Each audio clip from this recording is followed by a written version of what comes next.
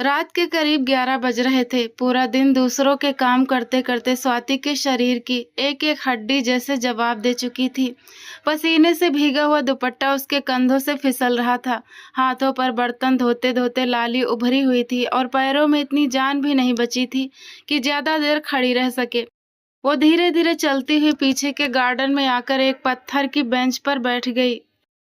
उसने दोनों हाथ अपनी गोद में जोड़ लिए और सिर झुका लिया। सुबह से शाम तक पार्टी की तैयारी, मेहमानों की देख-रेख, बर्तन सफाई, खाना, पानी, हर काम उसी के हिस्से में आया था।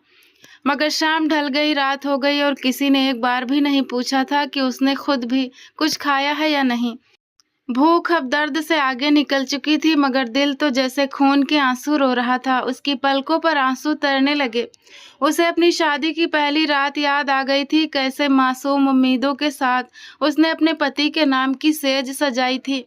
दिल में हजारों ख्वाब थे कि शायद किस्मत अब मेहरबान हो जाए, शायद प्यार नसीब हो जाए, शायद वो शख्स उसका हाथ थामकर कहे कि अब तुम मेरी दुनिया हो। मगर किस्मत ने तो उसी रात उसका दिल तोड़ दिया था। वो कमरे में आया, एक पल को भी उसके चेहरे को प्यार से न देखा, सिर्फ उसके सांवले रंग पर कड़वे ताने कसे। नफरत से उसे ऊपर से नीचे तक देखा और फिर रिश्ते के सामने अपना सामान समेटकर एक दूसरी लड़की के पास चला गया। इस रात के बाद स्वाति दुल्हन नहीं रही थी, सिर्फ इस घर की एक बेजुबान नौकरानी बनकर रह गई थी, जिसकी पहचान सिर्फ काम थी, फीलिंग्स नहीं। वो इन्हीं यादों में खोई थी कि कदमों की आवाज पर चौंक उठी। सिर उठाया तो सामने सुमन जी की एक दूर की रिश्तेदार काव्या खड़ी थी। स्वाति फौरन रिस्पेक्ट में उठ खड़ी हुई थी। आप यहाँ? उसने हल्की सी घबराई आवाज में पूछा। काव्या ने गौर से उसका उतरा हुआ चेहरा देखा, फिर नरम लहजे में बोली, मैं तो तुम्हें ढूंढ रही थी। सुबह से देख रही हूँ, एक पल को भी तुमने आराम नहीं किया। हर जगह तुम ही काम कर रही थी। सच कहूँ, मुझे तो काम करने की आदत ही नहीं, वरना जरूर तुम्हारा हाथ बटा देती। स्वाति ने जबरदस्ती होठों पर हल्की सी मुस्कुराहट लाई। नहीं, आप मेहमान हैं, आप क्यों तकलीफ करती? मैं तो बस जरा ठंडी हवा खाने आ गई थी। काव्या ने अपनी भौहें चढ़ाई। हवा खाने? ये हालत बना रखी है अपनी। फिर उसने जरा करीब आकर कहा, वैसे यहाँ क्यों बैठी हो? जाओ अपने पति के कमरे में जाकर आराम करो। स्वाति के चेहरे का रंग एकदम बदल गया। उसने फौरन ना में सिर हिलाया। नहीं नहीं, मम्मी जी परमिशन नहीं देंगी। अगर उन्हें पता चल गया तो बहुत नाराज होंगी। काव्या ने हैरानी जताते हुए कहा, क्या मतलब परमिशन नहीं देंगी? तुम कोई नौकरानी हो? वो तुम्हारे पति का कमरा है, तुम्हारा हक है वहां रहना। स्वाति ने नजरें झुका ली। बात इतनी आसान नहीं है। उसकी आवाज टूट गई। आप नहीं जानती। काव्या ने फौरन उसकी बात काट दी। मैं सब जानती हूँ, मगर तुम्हारी खामोशी ने सबको शेर बना रखा है। जिस चीज पर तुम्हारा हक हो वो मांगनी नहीं पड़ती, ले ली जाती है। आखिर कब तक डरती रहोगी? एक बार अपने हक के लिए खड़ी हो जाओ, फिर देखना कोई तुम्हें रोक नहीं सकेगा। स्वाति की धड़कन तेज होने लगी। उसके दिल में पहली बार किसी ने ये शब्द डाला था, हक। वो चंद पल खामोश खड़ी रही, जैसे अंदर एक जंग चल रही हो। फिर बहुत धीरे से सिर उठाया और अंदर की तरफ कदम बढ़ा दिए। उसके चेहरे पर डर साफ दिख रहा था, मगर कहीं न कहीं दिल में एक धुंधली सी उम्मीद भी जागी थी। वो जैसे ही नजरों से दूर हुई, काव्या के होंठों पर एक ठंडी रहस्यमयी मुस्कुराहट फैल गई। उसकी आंखों में अजीब सी चमक उभर आई। बस यही तो चाहती थी मैं स्वाति, उसने आहिस्ता से खुद से कहा। अपने कदमों से खुद अपनी बर्बादी की तरफ बढ़ो, ताकि इल्जाम भी किस्मत पर ही आए। उसकी मुस्कुराहट पहले से ज्यादा गहरी हो चुकी थी, क्योंकि वो जानती थी कि उसने अभी अभी एक ऐसी चाल चल दी है जिसका अंजाम स्वाति की जिंदगी में एक नया तूफान बनकर उतरने वाला था। दूसरी तरफ वो मासूम सुमन जी के कमरे के पास पहुंच गई थी। दरवाजे पर कांपती हुई उंगलियों से हल्की सी नाक करके स्वाति खामोशी से खड़ी हो गई। उसका दिल इतनी तेजी से धड़क रहा था जैसे सीने से निकल आएगा। कुछ देर बाद अंदर से सुमन जी की कड़क आवाज आई, कौन है इस वक्त? स्वाति ने झिझकते हुए जवाब दिया, मम्मी जी, मैं स्वाति, अंदर आ जाओ। परमिशन मिलते ही उसने धीरे से दरवाजा खोला। सुमन जी बिस्तर पर लेटी हुई थी। उन्होंने एक सरसरी सी निगाह उस पर डाली और माथे पर बल डाल दिए। अब क्या आफत आ गई? स्वाति ने नजरें झुकाए धीमी आवाज में कहा, मम्मी जी, अगर आप कहें तो मुझे कमरे की चाबी चाहिए थी। एक पल के लिए कमरे में सन्नाटा छा गया।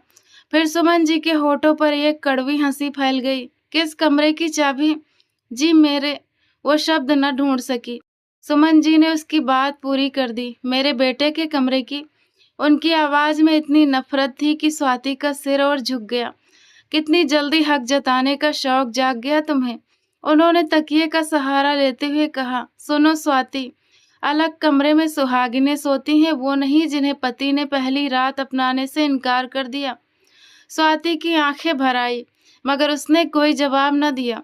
सुमन जी का लहजा और सख्त हो गया।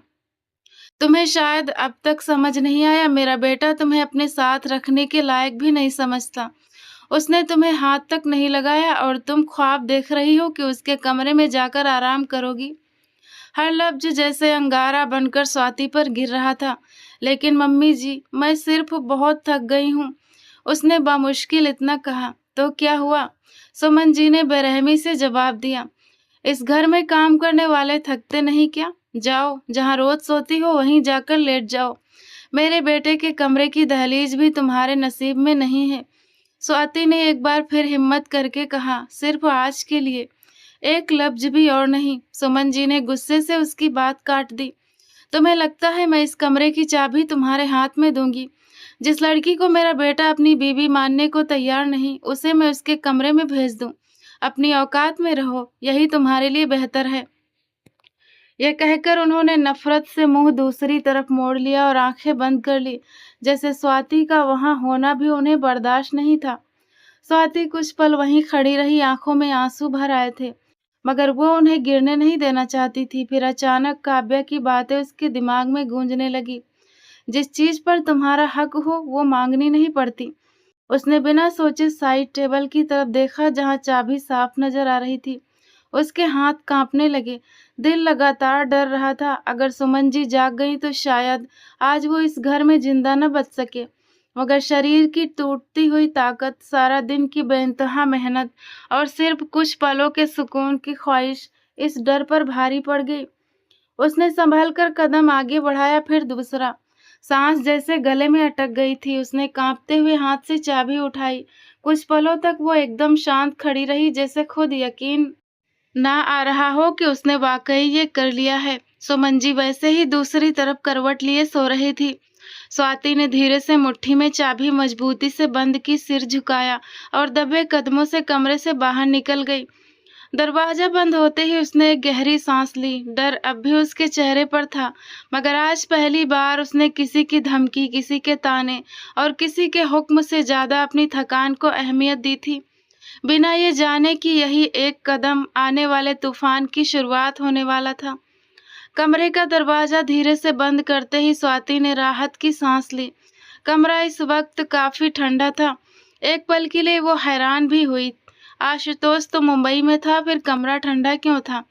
मगर वो इसे इग्नोर कर गई। हाथ में पकड़ी चाबी टेबल पर रखते हुए वो कुछ पल वहीं खड़ी रही, फिर थके हुए कदमों से बिस्तर तक आई। रिमोट से एसी ऑन किया। उसके अंदर इतनी भी ताकत बाकी नहीं थी कि कपड़े बदलने का सोचती। वो खामोशी से बिस्तर पर लेट गई, आंखें बंद की और महसूस किया कि जैसे महीनों बाद उसे नरम बिस्तर नसीब हुआ हो।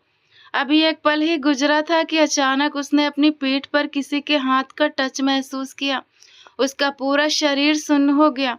वो हड़बड़ाकर पलटी तो सामने एक अजनबी लड़के को देखकर डर से चीख दबाते हुए फौरन उठकर बैठ गई। अगले पल वो बिस्तर से नीचे उतर चुकी थी।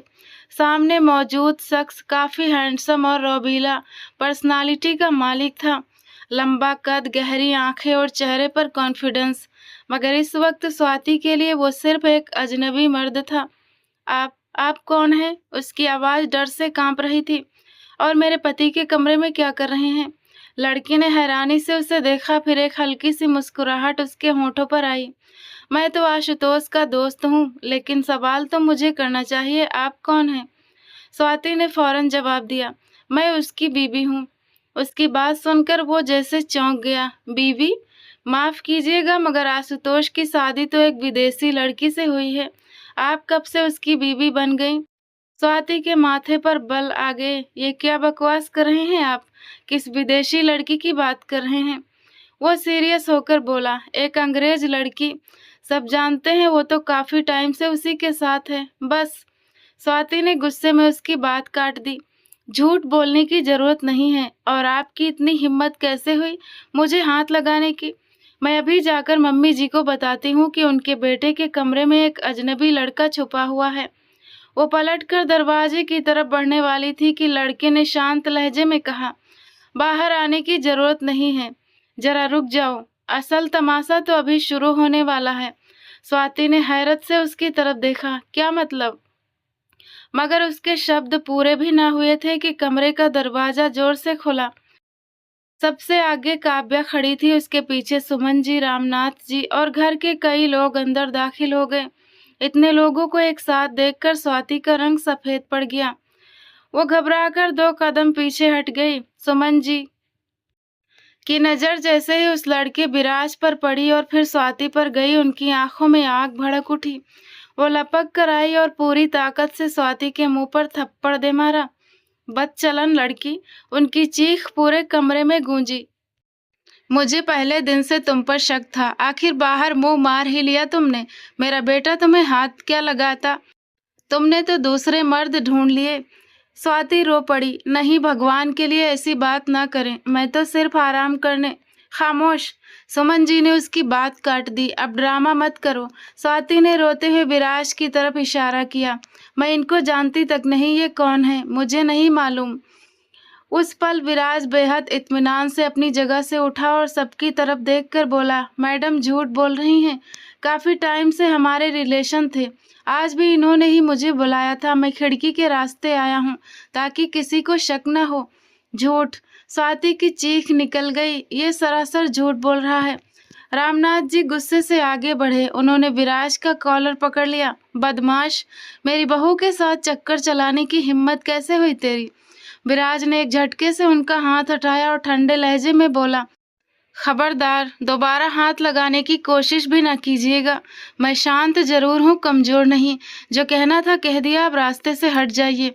वो बिना किसी परवाह के दरवाजे की तरफ बढ़ा। एक पल को काव्या की तरफ देखा, जिसकी आंखों में छुपी जीत को सिर्फ वही पढ़ सका, फिर बाहर निकल गया।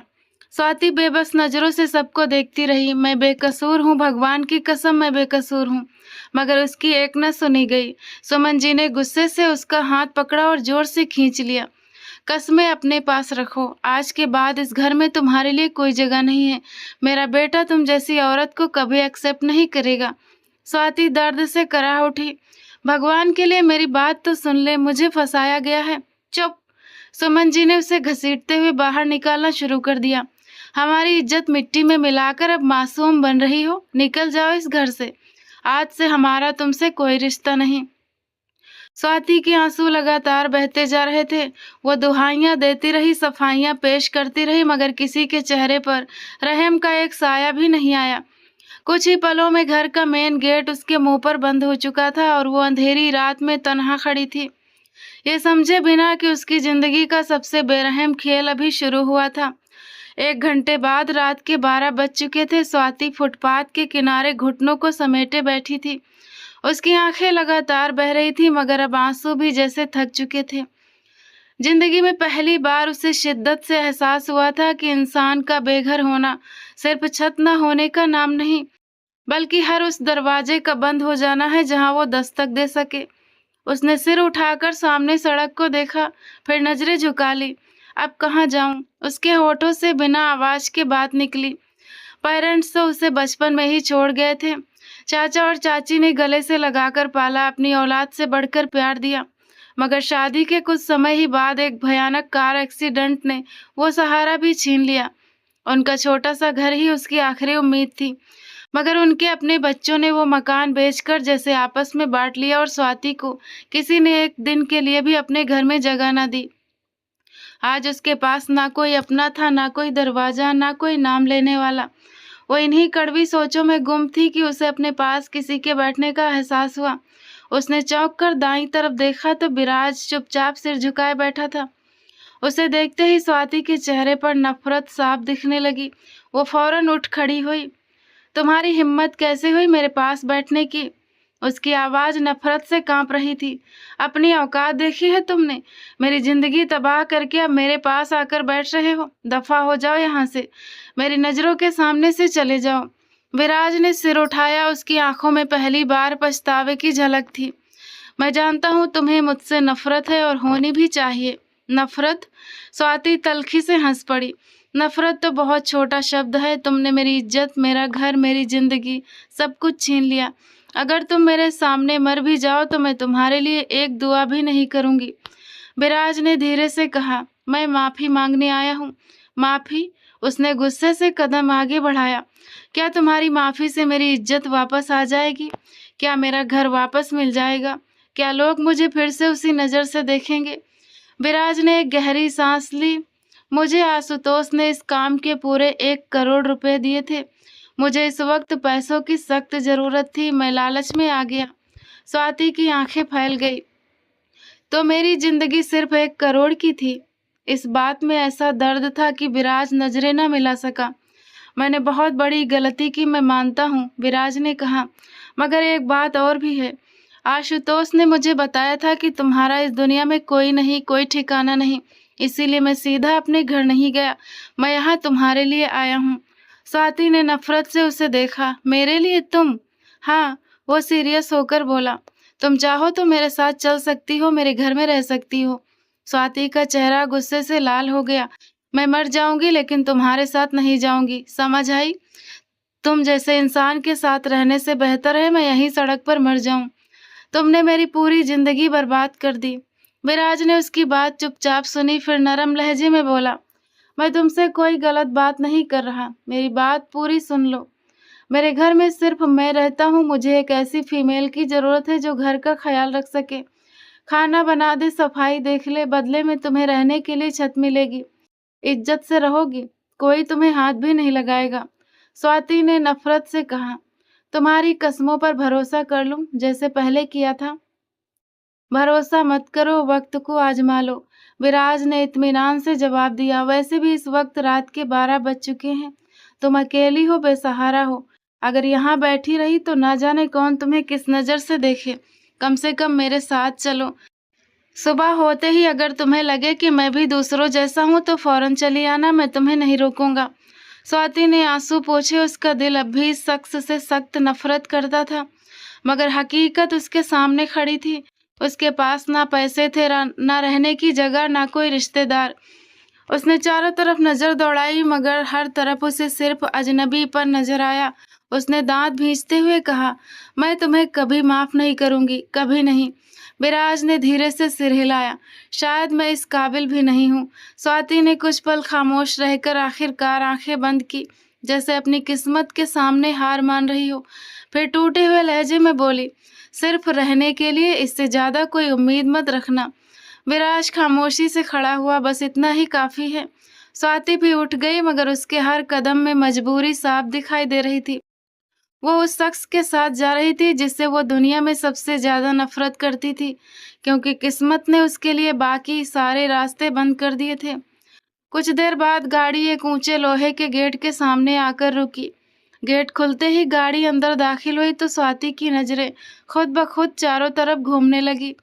सामने सफेद पत्थरों से बनी एक शानदार कोठी थी, जिसके खुले बरामदे, ऊंचे खंभे और बड़ा सा लॉन पहली नजर में इस घर की हैसियत बता रहे थे। गाड़ी रुकते ही विराज नीचे उतरा और चुपचाप दूसरी तरफ आकर उसके लिए दरवाजा खोल दिया। स्वाति भी धीरे से बाहर निकली मगर उसकी नजरें अब भी इस कोठी पर जमी थी। कुछ पल वो यूं ही खामोश खड़ी रही, फिर उसके मुंह से निकला, तुम तो काफी अमीर लगते हो। तुम्हारी गाड़ी भी बहुत महंगी है, ये घर भी। उसने अधूरा सेंटेंस छोड़कर विराज की तरफ देखा। अगर तुम्हारे पास इतना सब कुछ था तो सिर्फ 1 करोड़ के लिए मेरी पूरी जिंदगी क्यों बर्बाद कर दी? विराज के चेहरे पर एक फीकी सी मुस्कुराहट आई। उसने सिर हिलाते हुए कहा, काश ये सब मेरा होता स्वाति। स्वाति ने हैरत से देखा। क्या मतलब? मतलब ये कि ये गाड़ी, ये घर, ये दौलत सब मेरे पिता की है, मेरा अपना कुछ भी नहीं। वो आहिस्ता से बोला, उन्होंने मुझे अपने ही बिजनेस में नौकरी पर रखा हुआ था, मगर कुछ दिन पहले मुझे वहां से भी निकाल दिया। इस वक्त मेरे पास ना कोई काम है, ना अपनी कमाई। स्वाति के माथे पर बल पड़ गए। अगर तुम्हारे पास नौकरी भी नहीं तो फिर मुझे यहाँ क्यों ले आए? पहले तुम्हारी वजह से मेरी जिंदगी खत्म हो गई, अब तुम अपना खर्चा भी बढ़ा रहे हो।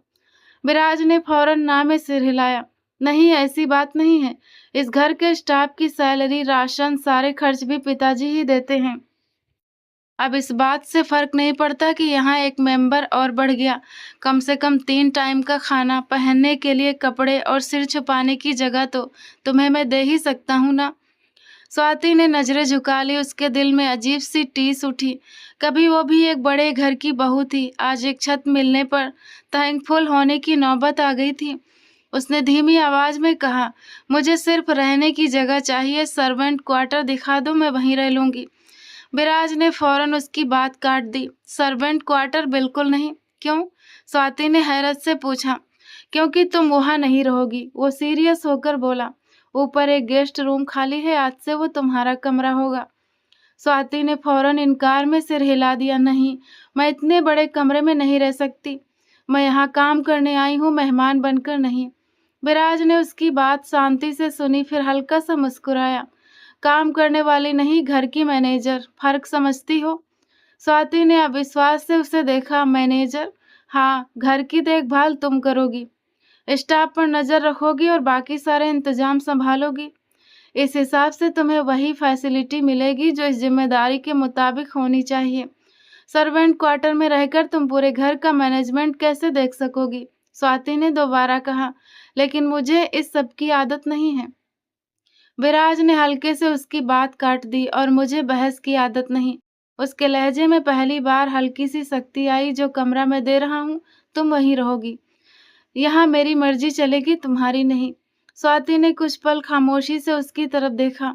अजीब इंसान था, कभी उसकी जिंदगी बर्बाद कर देता था तो कभी उसके लिए सुख सुविधाओं का इंतजाम भी कर रहा था।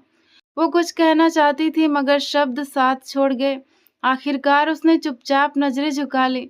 विराज ने बिना कुछ कहे आगे बढ़कर सीढ़ियां चढ़ना शुरू कर दिया। स्वाति भी चुपचाप उसके पीछे चलती रही। कुछ पलों बाद वो एक आलीशान गेस्ट रूम के सामने रुका। दरवाजा खोला और छोटा सा बोला, ये रहा तुम्हारा कमरा, आराम कर लो, बाकी बातें सुबह होंगी। स्वाति ने ना कमरे को गौर से देखा, ना कोई सवाल किया। वो बस चुपचाप अंदर दाखिल हुई, जैसे उसके अंदर सवाल करने, विरोध करने और हैरान होने की भी ताकत बाकी न रही हो। दरवाजा धीरे से बंद हुआ तो वो पहली बार खुद को 4 दीवारी के अंदर सेफ महसूस कर रही थी, मगर दिल के जख्म अब भी वैसे ही ताजा थे। कमरे का दरवाजा बंद होते ही स्वाति धीरे धीरे चलती हुई बिस्तर के किनारे आकर बैठ गई। उसकी नजरें सामने दीवार पर जमी थी, मगर दिमाग में एक के बाद एक सवाल उठ रहे थे। उसे कुछ समझ नहीं आ रहा था कि उसका यहाँ आना सही था या नहीं। जिस शख्स ने कुछ घंटे पहले झूठ बोलकर उस पर लांछन लगाया, उसी के घर में पनाह लेना, क्या ये उसकी सबसे बड़ी मजबूरी थी या सबसे बड़ी गलती? उसने दोनों हाथों से अपना चेहरा ढक लिया। अगर आज चाचा और चाची जिंदा होते तो क्या वो कभी उसे इस हाल में देखने देते? शायद नहीं। मगर अब वो दुनिया में नहीं थे और इस मतलबी दुनिया में उसका अपना कोई भी तो नहीं बचा था। ना कोई रिश्तेदार, ना कोई दरवाजा, ना कोई ऐसी जगह जहां वो बिना किसी डर के जा सकती थी। उसने नम आंखों से कमरे में एक नजर दौड़ाई और दिल ही दिल में सोचा, शायद किस्मत मुझे इसी रास्ते पर ला रही है। अभी वो इन्हीं ख्यालों में खोई थी कि दरवाजे पर हल्की सी नॉक हुई। उसने चौंक कर सिर उठाया। आ जाइए। दरवाजा खुला और विराज हाथ में खाने की ट्रे लिए अंदर दाखिल हुआ। उसने चुपचाप ट्रे सामने रखी, टेबल पर रख दी, फिर स्वाति की तरफ देखते हुए बोला, मैं देख रहा था आज पार्टी में तुमने एक निवाला भी नहीं खाया। सुबह से सबको खाना खिलाती रही मगर खुद भूखी रह गई। खाना खा लो, वैसे भी आज का दिन तुम्हारे लिए बहुत भारी गुजरा है। स्वाति ने हैरत से उसकी तरफ देखा। तुम पार्टी में भी मौजूद थे? विराज ने हल्की सी मुस्कुराहट के साथ सिर हिलाया। हाँ, लेकिन मेरी नज़र तुम पर क्यों नहीं पड़ी? उसने हैरानी से पूछा। विराज ने धीरे से जवाब दिया, तुम्हें फुर्सत ही कहाँ थी? सुबह से लगातार काम कर रही थी, गर्मी, थकान, मेहमान, तुम खुद को संभालने में लगी हुई थी। मेरी तरफ देखती भी कैसे? वैसे भी मुझे वहाँ आम मेहमान की तरह नहीं बुलाया गया था, पूरे प्लान के तहत बुलाया गया था। विराज की बात सुनकर स्वाति के चेहरे पर हैरानी गायब हो गई और उसकी जगह एक गंभीरता ने ले ली।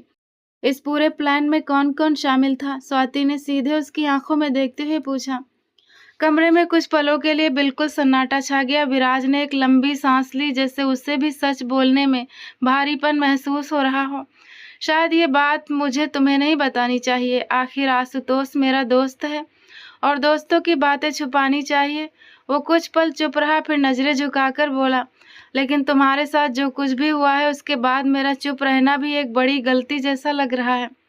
स्वाति की नजरें उस पर टिक गईं।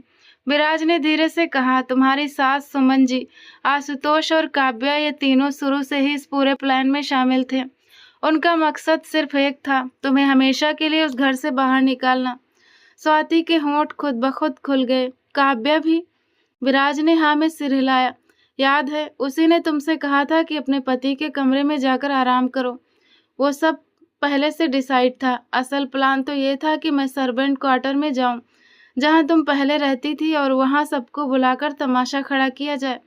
मगर आखिरी पल में आशुतोष ने प्लान बदल दिया। उसने कहा कि तुम उसके कमरे में जाओ ताकि बदचलनी का इल्जाम और ज्यादा मजबूत लगे। स्वाति की आंखों से आंसू बहने लगे। वो चाहकर भी कुछ बोल नहीं सकी। फिर टूटे हुए लहजे में बोली, मुझे एक बात समझ नहीं आ रही, तुम मेरी मदद क्यों कर रहे हो? तुम्हें तो अपने दोस्त का साथ देना चाहिए था, मेरा नहीं। विराज ने पहली बार उसकी आंखों में सीधे देखा। उसकी आवाज में पछतावा साफ था, लेकिन आंखों में जैसे कोई गहरा राज भी छुपा था। वो गंभीरता से बोला, दोस्ती अपनी जगह है स्वाति, मगर इंसानियत भी कोई चीज होती है। मैं मानता हूँ कि मैं बहुत बड़ी गलती कर दी है। 1 करोड़ के लालच में आकर एक बेगुनाह लड़की की पूरी जिंदगी खराब कर दी। शायद मैं अपनी इस गलती को कभी सुधार न पाऊं, मगर कम से कम अब और ज्यादा गलत काम का हिस्सा नहीं बनना चाहता। उसने टेबल की तरफ इशारा किया। खाना खा लो, भूखे पेट गम और भी ज्यादा महसूस होता है। फिर कुछ पल शांत रहकर धीरे से बोला, और अगर संभव हो तो मुझे कभी माफ कर देना। वैसे मैं जानता हूँ कि मैं इस काबिल नहीं हूँ।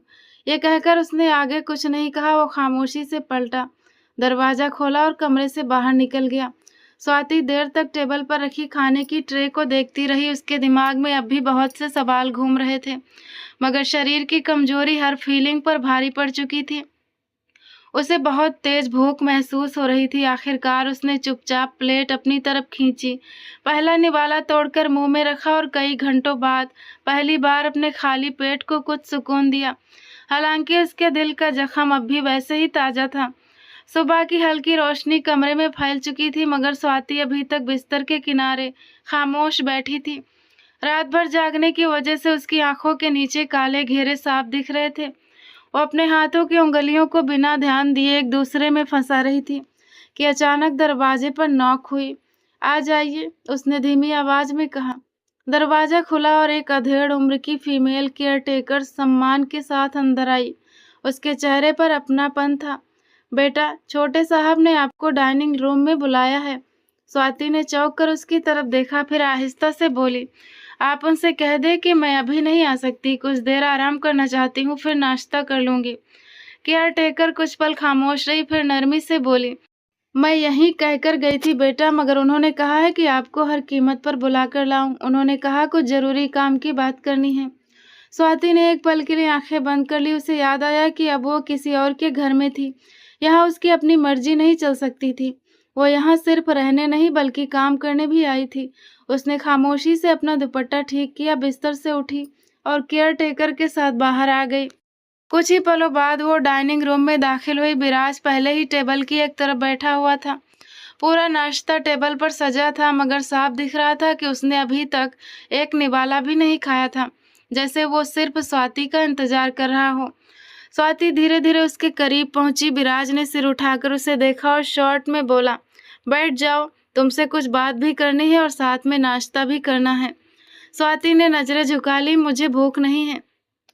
विराज ने कुर्सी के पीछे से अपनी पीठ हटाई और पहली बार थोड़े गंभीर लहजे में कहा, बैठ जाओ, ये तुम्हारे बॉस का ऑर्डर है।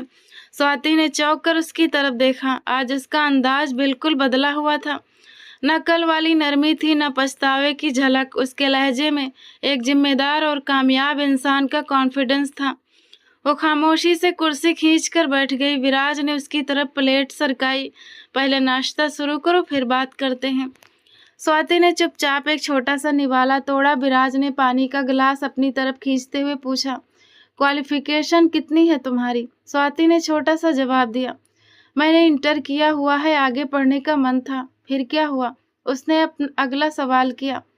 स्वाति के चेहरे पर एक उदास मुस्कुराहट आई। मन तो बहुत कुछ था, मगर हालातों ने इजाजत नहीं दी। विराज ने इस तरह सिर हिलाया जैसे उसे इसी जवाब की उम्मीद थी। फिर अपना मोबाइल टेबल पर रखते हुए कहा, आज सुबह पापा का फोन आया था। स्वाति ने चौंक कर उसकी तरफ देखा। उन्होंने मुझे नौकरी पर वापस बुला लिया है। विराज ने बात आगे बढ़ाई, सिर्फ यही नहीं, मैंने उन्हें तुम्हारे बारे में भी बताया था। उन्होंने कहा है कि चूंकि तुम घर की मैनेजर हो, इसीलिए तुम हर वक्त मेरे साथ रहोगी। उनके शब्द थे, जो लड़की घर संभाल सकती है वो शायद तुम्हें भी संभाल ले। स्वाति ने हैरत से उसे देखा। मुझे आपके साथ ऑफिस जाना होगा। बिल्कुल। विराज ने हाँ में सिर हिलाया। वो तुमसे मिलना भी चाहते हैं। स्वाति कुछ सोचकर बोली, लेकिन वहां जाकर मैं करूंगी क्या? विराज ने मुस्कुराते हुए कहा, फिलहाल मेरी शेड्यूलिंग, फाइलिंग का रिकॉर्ड और मीटिंग्स का ध्यान रखना। बाकी जो काम मैं कहूँगा वो आहिस्ता आहिस्ता सब सीख जाओगी। स्वाति कुछ देर चुप रही, फिर हिचकिचाते हुए बोली, एक बात पूछूं? जरूर। इस काम के लिए मुझे सैलरी भी मिलेगी? विराज ने फौरन जवाब दिया, जी हाँ, पूरी सैलरी मिलेगी। इस घर में रहने के लिए तुम्हें अलग से रूम मिल रहा है, खाने पीने की चिंता नहीं होगी, और काम के बदले बाकायदा सैलरी मिलेगी। मैं कोई एहसान नहीं कर रहा, तुम काम करोगी और उसका पैसा लोगी। स्वाति के चेहरे पर पहली बार हल्की सी चमक उभरी। जिंदगी में पहली बार उसे अपने दम पर कुछ कमाने का मौका मिल रहा था। उसने आहिस्ता से पूछा, अगर मैं ये सब ठीक से ना कर सकी तो? विराज ने शांति से जवाब दिया, गलतियां हर इंसान करता है, मगर सीखने वाला आगे बढ़ जाता है। मुझे मेहनत करने वाले लोग पसंद हैं, परफेक्ट लोग नहीं। स्वाति ने कुछ पल सोचा। उसके पास मना करने की कोई ठोस वजह नहीं थी। एक तरफ थोड़ी घबराहट जरूर थी, मगर दूसरी तरफ इज्जत के साथ काम करने का मौका भी था।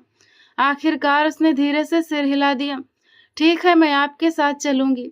विराज के होंठों पर हल्की सी मुस्कुराहट आई। अच्छी बात है, नाश्ता खत्म करो, फिर 1 घंटे बाद निकलते हैं। स्वाति ने खामोशी से दोबारा प्लेट की तरफ देखा। दिल में अब भी बहुत से डर थे, मगर इन सब के बीच एक नई उम्मीद ने भी जन्म ले लिया था कि शायद किस्मत ने उसके लिए सारे दरवाजे बंद नहीं किए थे। कुछ ही देर बाद गाड़ी एक बहुत ऊंची शीशे की शानदार बिल्डिंग के सामने आकर रुकी। विराज ने गाड़ी पार्क की और खामोशी से बाहर आ गया। स्वाति भी उसके पीछे चलने लगी। जैसे ही दोनों बिल्डिंग के अंदर दाखिल हुए, रिसेप्शन पर मौजूद स्टाफ सम्मान में फौरन खड़ा हो गया। Good morning sir. हर तरफ से एक साथ आवाजें आईं। विराज ने बस छोटा सा सिर हिलाया और बिना रुके आगे बढ़ गया। स्वाति हैरान नजरों से हर एक चेहरा देखती रह गई। उसने तो यही सुना था कि वो अपने पिता के पास नौकरी करता है, मगर एक एम्प्लॉय के लिए इतना सम्मान। लोग उसके सामने इस तरह क्यों खड़े हो रहे थे, जैसे कंपनी का पूरा पावर इसी के हाथ में हो। वो इन्हीं सोचों में डूबी उसके पीछे चलती रही। लिफ्ट से निकलकर वे एक बड़े कॉरिडोर में पहुंचे, जहां दीवारों पर कंपनी के सक्सेसफुल प्रोजेक्ट्स की तस्वीरें लगी थी। विराज सीधा एक बहुत बड़े केबिन के सामने रुका, दरवाजा खोला और अंदर चला गया। स्वाति ने अंदर कदम रखा तो उसकी आंखें पूरे कमरे में घूम गई। बड़ा सा केबिन, क्लासिक फर्नीचर, दीवार पर लगी बड़ी स्क्रीन, किताबों से भरी अलमारियां और शीशे की दीवार से दिखाई देता पूरा शहर। सब कुछ उसकी उम्मीद से कई गुना ज्यादा आलीशान था। बैठ जाओ, विराज ने सोफे की तरफ इशारा करते हुए कहा। मेरी एक छोटी सी मीटिंग है, इससे फ्री हो जाऊं तो तुम्हें पापा से भी मिलवाता हूँ। स्वाति ने खामोशी से सिर हिलाया और सोफे पर बैठ गई। कुछ ही पलों बाद 3 लोग फाइलें हाथ में लिए अंदर आए। विराज अपनी मेन चेयर पर बैठ गया। उसका लहजा, बात करने का अंदाज और फैसले सुनकर स्वाति हैरत से उसे देखती रह गई। वो हर एक पॉइंट पर सवाल कर रहा था, गाइड कर रहा था और फैसले सुना रहा था, और सामने बैठे लोग बिना किसी बहस के उसकी हर बात नोट कर रहे थे। किसी एक पल के लिए भी ऐसा नहीं लगा कि वो सिर्फ एक मामूली एम्प्लॉय है। तकरीबन आधे घंटे बाद मीटिंग खत्म हुई। सब लोग सम्मान से उठे, थैंक यू सर कहकर बाहर चले गए। कमरे में दोबारा शांति छा गई। विराज लैपटॉप खोलकर किसी रिपोर्ट को देखने लगा। स्वाति पहले तो खामोश रही, मगर जितना वक्त बीतता गया उसके दिल में सवाल बढ़ते गए। आखिरकार वो धीरे से उठी और उसकी टेबल के पास आकर रुक गई। विराज ने नजरें स्क्रीन से हटाए बिना पूछा, हाँ कुछ कहना है? स्वाति ने कुछ पल उसे देखा, फिर धीरे से बोली, तुमने तो कहा था कि तुम यहाँ अपने पापा के पास नौकरी करते हो। उसने शॉर्ट में जवाब दिया, हाँ तो फिर ये सब क्या था? स्वाति की आवाज में उलझन साफ थी। जिस तरह तुमने मीटिंग ली, सबको इंस्ट्रक्शंस दिए, फैसले किए, वो किसी आम एम्प्लॉय का अंदाज नहीं था। लोग तुम्हें ऐसे सुन रहे थे जैसे तुम इस कंपनी के मालिक हो। विराज ने पहली बार नजरें उठाकर उसकी तरफ देखा, मगर चुप रहा। स्वाति ने एक कदम और आगे बढ़ाया, सच बताओ, क्या तुम मुझे बेवकूफ बना रहे हो?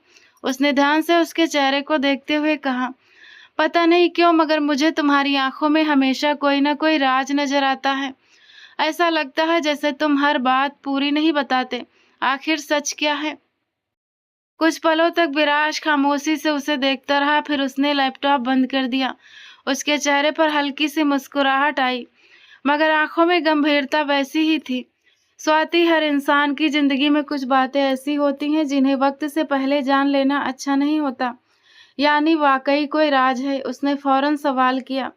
विराज ने ना में सिर हिलाया, तुम जरूरत से ज्यादा सोच रही हो। ये मेरे पापा की कंपनी है और मैं उनका बेटा हूँ। जाहिर है उन्होंने बहुत से पावर्स मुझे दिए हुए हैं, इसीलिए यहाँ लोग मुझे इस सम्मान से देखते हैं। इसका मतलब ये नहीं कि मैं मालिक हूँ। स्वाति ने हैरानी से उसे देखा, फिर भी कुछ न कुछ मुझसे छुपा रहे हो। विराज ने कुर्सी से उठते हुए हल्के मगर दो टूक लहजे में कहा, बेहतर यही होगा कि तुम सिर्फ अपनी नौकरी पर ध्यान दो। हर बात की गहराई तक पहुंचने की कोशिश मत करो, वरना खुद ही उलझ जाओगी। उसने अपनी घड़ी पर नजर डाली, फिर फाइल हाथ में लेते हुए बोला, मैं एक छोटी सी मीटिंग के लिए जा रहा हूँ, वापस आकर आराम से बात करेंगे। यह कहकर वो दरवाजे की तरफ बढ़ा, एक पल को रुका और एक नजर उस पर डालकर कमरे से बाहर चला गया। दरवाजा बंद होते ही स्वाति दोबारा सोफे पर आकर बैठ गई। उसकी नजरें दरवाजे पर टिकी थी और दिमाग में सिर्फ एक ही ख्याल घूम रहा था। विराज वो बिल्कुल नहीं था जो वो खुद को दिखा रहा था। उसकी जिंदगी के पीछे यकीनन कोई ऐसा राज छुपा था जिससे अभी तक सबको दूर रखा गया था। विराज के कमरे में अकेली रह जाने के बाद स्वाति धीरे धीरे चलते हुए पूरे कैबिन को देखने लगी। हर चीज अपनी जगह बहुत सलीके से रखी हुई थी। टेबल पर फाइलों का सेट, दीवार पर लगी डिग्रियां। वो चलते चलते शीशे की बड़ी दीवार के सामने आकर रुक गई। सामने पूरा शहर उसकी नजरों के सामने फैला हुआ था। ऊंची इमारतें, बिजी सड़कें और दूर तक का नजारा देखकर कुछ पलों के लिए वो सब कुछ भूल गई। अभी वो इन्हीं ख्यालों में खोई हुई थी कि कमरे का दरवाजा खुला। वो फौरन पलटी। सामने तकरीबन 25-26 साल की एक प्रोफेशनल सी लड़की थी। स्वाति ने फौरन सम्मान से हेलो कहा। लड़की ने हल्की सी मुस्कुराहट के साथ जवाब दिया, हेलो, मेरा नाम नैना है, मैं विराज सर की सेक्रेटरी हूँ। उन्होंने मुझे भेजा है ताकि मैं आपको पूरा ऑफिस दिखा दूं और आपके हिस्से का काम भी समझा दूं। स्वाति ने हल्के से सिर हिलाया, जी शुक्रिया। वैसे वो खुद कहाँ है? नैना के चेहरे पर गंभीरता आ गई। उसने बहुत ही नरमी से कहा, देखिए, एक बात मैं पहले ही क्लियर कर दूं। हो सकता है ऑफिस से बाहर आपका और विराज सर का कोई भी पर्सनल रिलेशन हो, लेकिन ऑफिस के अंदर आपको उन्हें सिर्फ सर कहकर ही बुलाना होगा। यहाँ हर चीज एक प्रोफेशनल तरीके से चलती है। स्वाति एक पल को घबरा गई। जी मैं तो बस। नैना ने बहुत प्यार से उसकी बात पूरी की। मैं समझ सकती हूँ, मगर आप यहाँ नई हैं, इसलिए बताना जरूरी था। यहाँ विराज सर कंपनी के सीईओ हैं। उनके सामने कोई भी एम्प्लॉय इस तरह खुलकर बात नहीं करता। स्वाति की आंखें हैरत से फैल गई। सीईओ? लेकिन उन्होंने तो कहा था कि ये बिजनेस उनके पापा का है, वो सिर्फ उनके साथ काम करते हैं। नैना ने कंधे उचका दिए। ये बिजनेस असल में किसका है इसके बारे में मुझे कुछ नहीं पता और ना ही ये मेरा काम है। मैं सिर्फ इतना जानती हूँ कि इस बिल्डिंग में आखिरी फैसला विराज सर का होता है। उनका एक ऑर्डर पूरी कंपनी के लिए कानून जैसा है, इसीलिए आप भी ख्याल रखिएगा कि किसी तरह की गलती ना हो। स्वाति ने फौरन हाँ में सिर हिलाया। जी आप चिंता मत कीजिए, मैं पूरी कोशिश करूंगी कि किसी को शिकायत का मौका न मिले। नैना के चेहरे पर रिलैक्स के भाव आ गए। अच्छी बात है, फिर आइए मैं आपको सबसे मिलवाती हूँ। दोनों कमरे से बाहर निकल गए। नैना उसे अलग अलग डिपार्टमेंट्स में ले जाकर लोगों से उनका इंट्रो करवाती रही। ये अकाउंट्स डिपार्टमेंट है, यहाँ ह्यूमन रिसोर्स, यहाँ लीगल टीम बैठती है, और ये एडमिन सेक्शन है। हर जगह लोग मुस्कुराकर स्वाति का वेलकम करते, मगर साथ ही विराज के नाम पर उनके बात करने के स्टाइल में एक अजीब सा सम्मान और डर भी साफ दिखता था। कोई भी उनका नाम कैजुअल तरीके से नहीं ले रहा था। स्वाति खामोशी से सब कुछ देखती रही। उसके दिल में एक अजीब सी कश्मकश चल रही थी। कल तक वो सुबह आँख खुलते ही झाड़ू, बर्तन और ताने सुनने की आदी थी। पूरा दिन दूसरों के इशारों पर पागलों की तरह काम करती थी और बदले में 2 वक्त की रोटी भी एहसान की तरह मिलती थी। आज अचानक वो एक इतने बड़े ऑफिस में खड़ी थी जहां लोग उसे इतनी इज्जत से बुला रहे थे, काम समझा रहे थे और एक प्रोफेशनल माहौल में उसका वेलकम कर रहे थे। उसे समझ नहीं आ रहा था कि वो खुद को इस नई दुनिया के हिसाब से कैसे ढाले। उसका दिमाग बार बार विराज की तरफ जा रहा था। क्या वो वाकई बुरा इंसान था? अगर बुरा था तो फिर उसके लिए ये सब क्यों कर रहा था? अगर अच्छा था तो फिर उसने 1 करोड़ के लिए उस पर इतना घटिया झूठा इल्जाम क्यों लगाया? हर जवाब के साथ एक नया सवाल खड़ा हो जाता। वो जितना उसके बारे में सोचती उतना ही ज्यादा उलझती चली जाती। विराज उसके लिए एक ऐसी पहेली बनता जा रहा था जिसका कोई सिरा उसके हाथ नहीं आ रहा था। रात काफी बीत चुकी थी। अब गाड़ी कोठी के मेन गेट के सामने आकर रुकी। विराज ने खामोशी से गाड़ी बंद की और बिना कुछ कहे नीचे उतर गया। स्वाति भी दूसरी तरफ से बाहर निकली। पूरा दिन ऑफिस में गुजरने के बाद भी उसे दिमागी सुकून नहीं मिला था। जितनी देर वो वहां रुकी उतने ही ज्यादा सवाल उसके दिल में पैदा होते गए थे। विराज ने हमेशा की तरह शॉर्ट में कहा, चलो अंदर। दोनों चुपचाप अंदर आ गए। विराज सीधा सीढ़ियों की तरफ बढ़ा ही था कि पीछे से स्वाति की आवाज ने उसे रोक लिया। विराज! वो एक पल को रुका, फिर आहिस्ता से पलटा। स्वाति कुछ कदम की दूरी पर खड़ी थी। उसकी आंखों में उलझन भी थी और एक जिद भी। मुझे तुमसे बात करनी है। विराज ने घड़ी पर एक नजर डाली, फिर शांत लहजे में बोला, कहो। स्वाति ने एक गहरी सांस ली। मैं पूरा दिन सोचती रही हूँ और एक नतीजे पर पहुंची हूँ। विराज खामोशी से उसे देखता रहा। तुम आशुतोष के दोस्त हो ही नहीं सकते। ये सुनते ही एक पल के लिए विराज के चेहरे पर हल्की सी घबराहट उभरी, मगर उसने फौरन अपनी फीलिंग्स को संभाल लिया।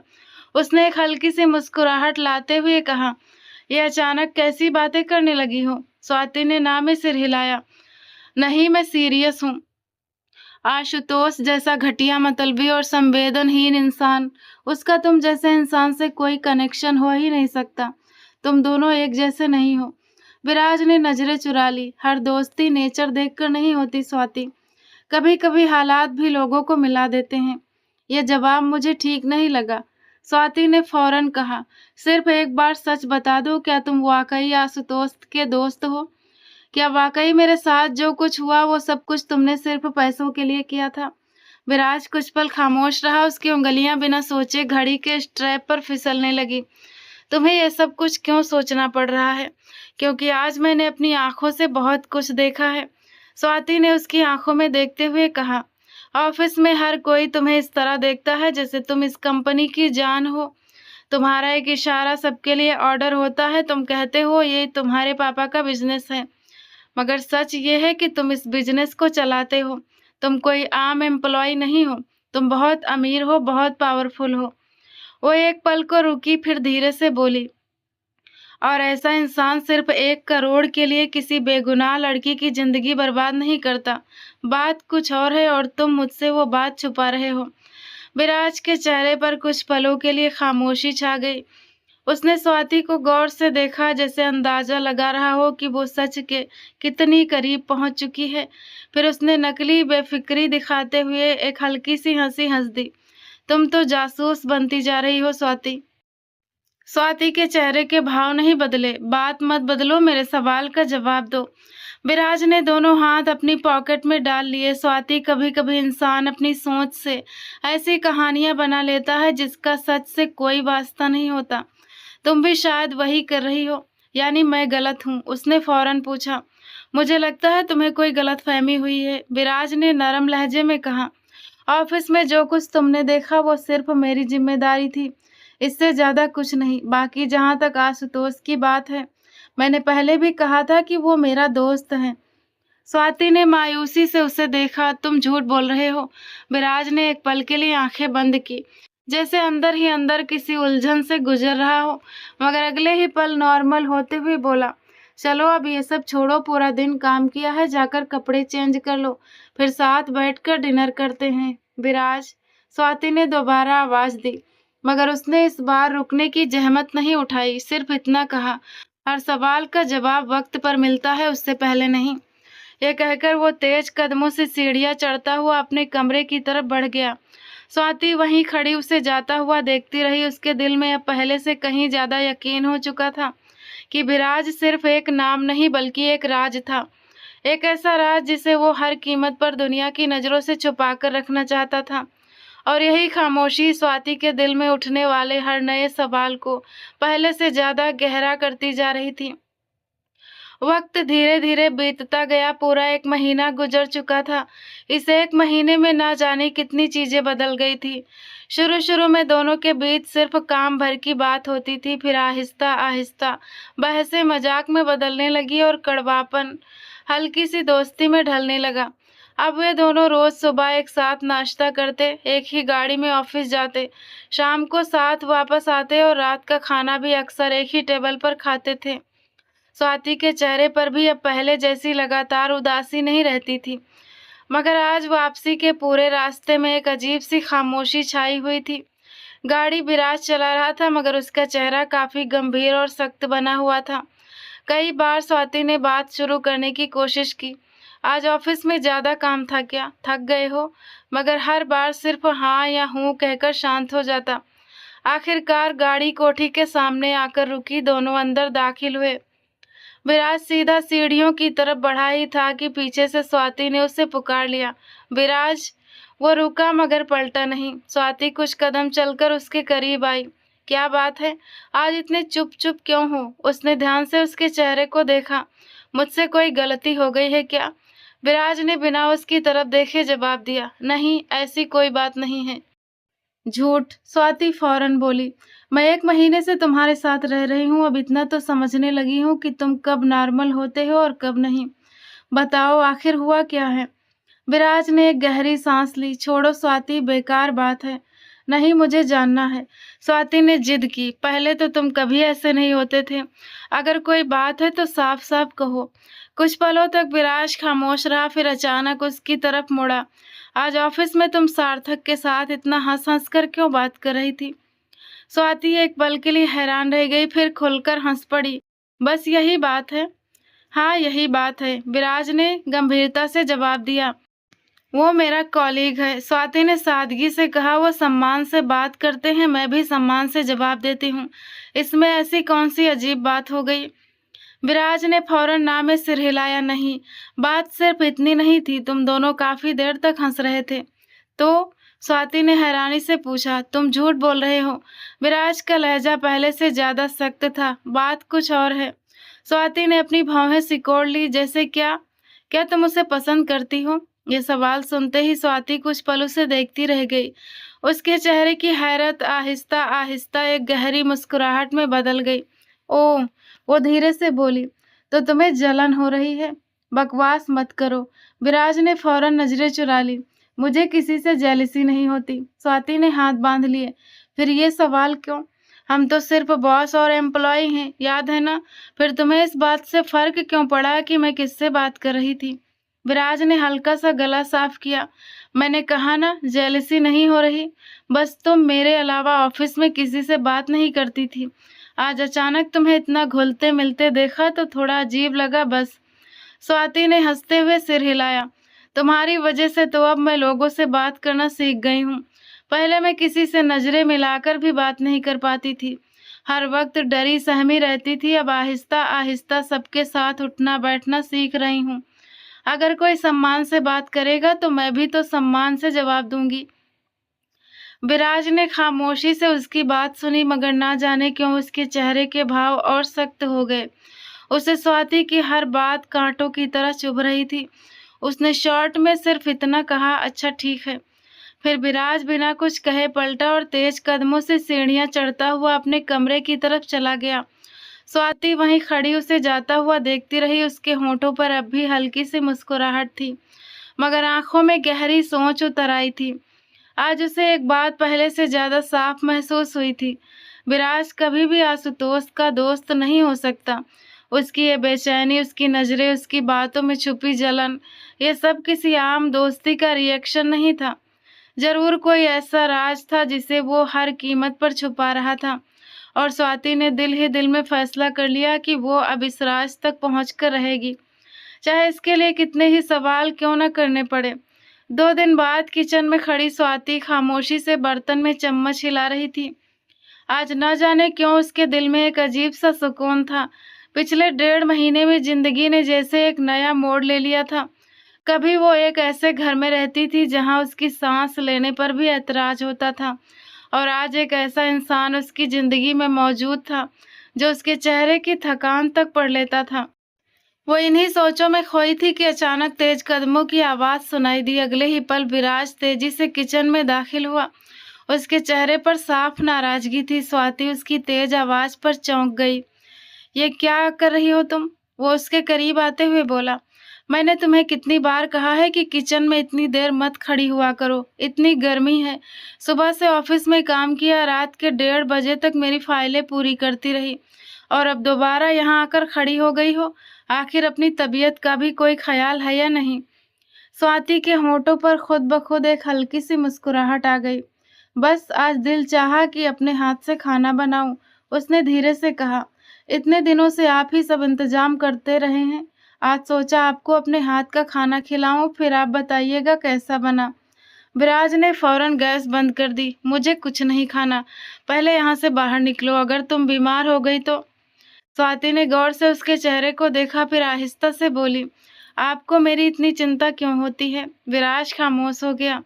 हर बार यही कहते हैं, आराम करो, वक्त पर खाना खाओ, देर तक मत जागो, अपनी सेहत का ख्याल रखो। आखिर क्यों? वो उसके और करीब आ गई। आज सच बता दीजिए, आप कौन है मेरे, और आपका मेरा रिश्ता आखिर क्या है? विराज ने नजरें झुका ली। स्वाति की आवाज थोड़ी भारी होने लगी। मुझे अब सब समझ आने लगा है। आप आशुतोष जैसे इंसान के दोस्त नहीं हो सकते। 1.5 महीना हो गया, आपने एक बार भी उससे बात नहीं की, ना उसका जिक्र किया। आपकी हर बात, आपका हर व्यवहार कह रहा है कि सच कुछ और है। अब और खामोश मत रहिए, मैं सच जानना चाहती हूँ। कुछ पलों तक सिर्फ सन्नाटा रहा, फिर विराज ने एक गहरी सांस ली और धीमी आवाज में बोला, हाँ स्वाति, सच वाकई वो नहीं है जो तुम समझती रही हो।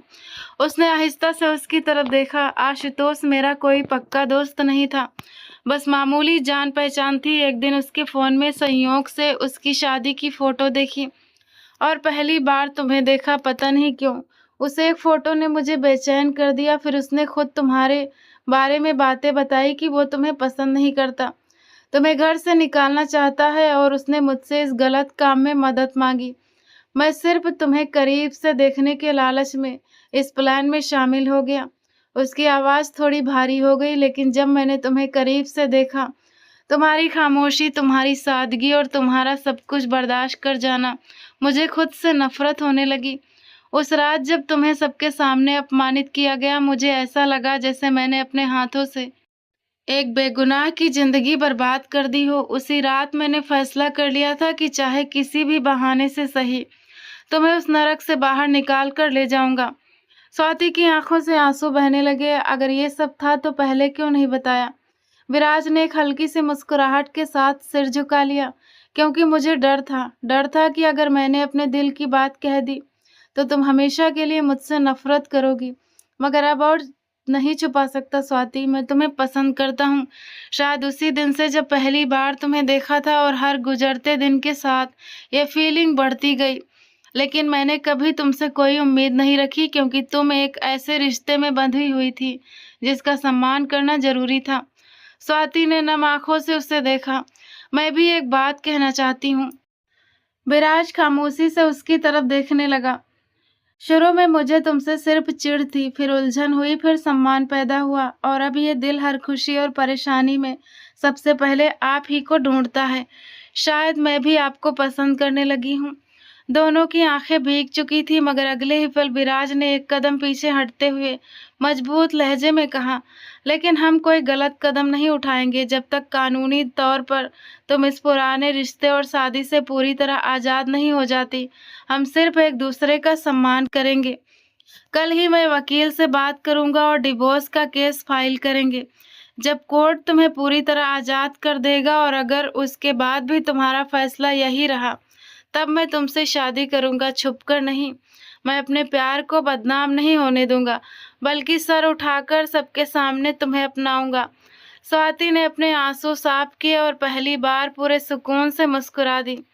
मुझे आपसे यही सुनना था। प्यार अगर इज्जत करना ना सिखाए तो वो प्यार नहीं होता।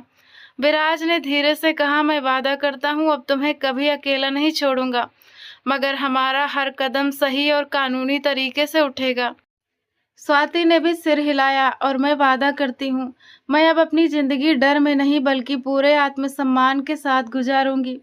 दोनों किचन में खामोश खड़े थे, मगर इस खामोशी में पहली बार उनके दिलों को एक सच्चा सुकून मिला था, क्योंकि इस रिश्ते की शुरुआत सिर्फ जज्बातों से नहीं बल्कि सम्मान, सच्चाई और सही रास्ते से हुई थी। तो दोस्तों, आपको ये नॉवेल कैसा लगा कमेंट करके ज़रूर बताना। अगर पसंद आया हो तो वीडियो को लाइक कर दीजिएगा। चैनल पर नए हैं तो सब्सक्राइब करना ना भूलें।